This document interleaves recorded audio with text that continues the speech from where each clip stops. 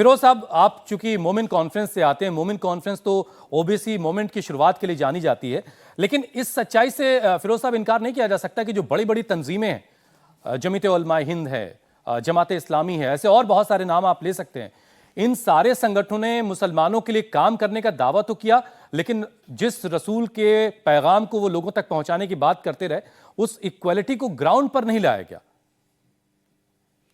देखिए, ऐसा है कि तभी रिजवान साहब कह रहे हैं कि मस्जिद के अंदर तो कोई भेदभाव नहीं होता, बाहर होता है।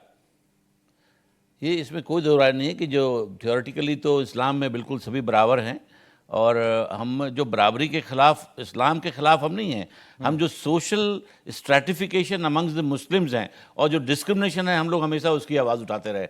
हम लोग मोमिन कॉन्फ्रेंस, आपने बताया कि उस वक्त भी टू नेशन थ्योरी में आप देखेंगे कि उसमें भी कौन लोग थे, अपर कास्ट के ज़मींदार लोग ज़्यादा इन्वॉल्व थे। और हिंदुस्तान के अंदर आज अंसारी या जो पासमानदा बरादरी के लोग बचे हुए 85% हैं, वो लोग ने माइग्रेट करने से इनकार कर दिया, इस कंट्री को अपनाया, और इसी वजह से आज हम 85% मुसलमान यहाँ हैं, और मैक्सिमम अपर कास्ट मुस्लिम जो है वो माइग्रेट कर गए मुस्लिम पाकिस्तान। आप एक चीज़ को देखिए, ये जो कहीं पे नज़र कहीं पे निगाह है, वो एक हमारे मोदी साहब जो इस तरह की जो डिवाइड एंड रूल, पहले हिंदू मुसलमान को डिवाइड करो, फिर मुसलमानों को बीच में डिवाइड करो। अरे आपने अभी कहा कि ईद के सेवइयाँ और किट और चीनियाँ मिलती रही, तो आप देखिए, गोलियां भी उन्हीं को मिली जो पासमानदा मुसलमान है। जितनी लिंचिंग हुई सब पासमानदा मुसलमानों को ही। उस पर सरकार ने क्या किया? तो क्या मुसलमान सेवइयां खाएगा या गोलियां खाएगा?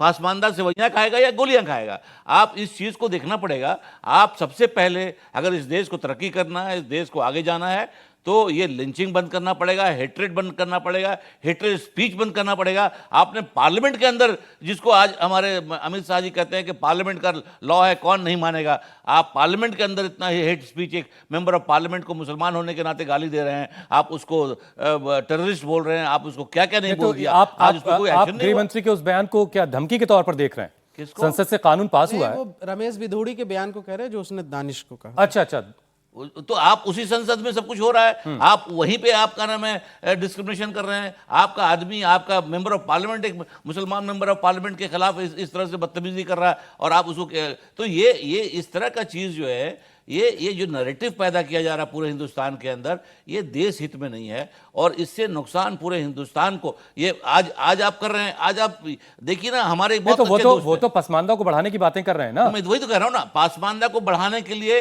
मैंने एक ही सवाल हर अपने प्रेस कॉन्फ्रेंस में करता हूँ, और जब भी बात आती है, आपका पूरा नाम फिरोज अहमद अंसारी है जी। आप भी 85 में से आते हैं जी, बिल्कुल। तो आपका वोट भी चाहिए मोदी जी को। और एक चीज मैं बता दूं आपको, मैंने कहा कि मैं मोदी जी को वोट देने के लिए बिल्कुल तैयार हूं, और बिल्कुल दूंगा जिस दिन ये रंगनाथ मिश्रा कमीशन रिपोर्ट को लागू कर दें, और लागू करने के बाद उसको इंप्लीमेंट करके और पूरा देश में कह दे कि साहब हमने पासमानदा मुसलमान। आप एक तरफ रंगनाथ मिश्रा कमीशन जो कहता है कि मुसलमानों में भेदभाव नहीं है, धोबी अगर हिंदू है, मुसलमान है, चाहे कोई भी हो, उसको समान रूप से रिजर्वेशन मिलना चाहिए, आप उसका सुप्रीम कोर्ट में विरोध कर रहे हैं। आप उस कमीशन को नल एंड वॉइड डिक्लेयर करने इसका के लिए, जवाब रिजवान साहब से ले लेंगे। आप नल एंड वॉइड डिक्लेयर करने के लिए केजी बालाकृष्णन कमीशन को आप गठित कर रहे हैं। आप सबसे पहले अगर सामाजिक न्याय पासमानदा मुसलमानों के साथ करना है, तो आप केजी बालाकृष्णन कमीशन को डिसॉल्व कीजिए, सुप्रीम कोर्ट के अंदर एक स्टैंड लीजिए कि हम सपोर्ट करते हैं रंगनाथ मिश्रा कमीशन को, और रंगनाथ मिश्रा कमीशन के वो जितने भी पॉइंट्स हैं जो उन्होंने कहा है इक्वालिटी के लिए, उसको इंप्लीमेंट करें, तब हम समझेंगे कि पासमानदा मुसलमानों के हितैषी हैं। अदरवाइज केवल पॉलिटिक्स है